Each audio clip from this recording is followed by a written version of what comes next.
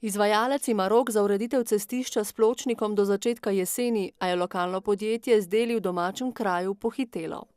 Pešec lahko po pločniku nekako pride od gostilne v Boštanju, od cerkve v Boštanju, skoraj v Staro Sevnico, in to je velik uspeh za razvoj in za kvaliteto bivanja v Boštanju.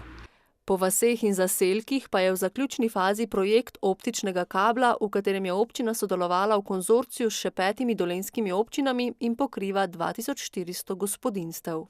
No, ta trenutek potekajo priključevanja, izdelava hišnih priključkov, potem vpihovanje kablov do hiš in tudi priključevanje. Tako da že kar nekaj 100 je zadovoljnih uporabnikov, ki že imajo izdelane hišne priključke. Priključevanje je v tej fazi za gospodinjstva ob optični trasi cenejše, kot bo to naknadno. Do konca letošnjega leta bodo priključeni vsi uporabniki iz prve faze, kar pomeni tisti oddaljeni od krajevnih centrov, v začetku naslednjega leta pa še preostali.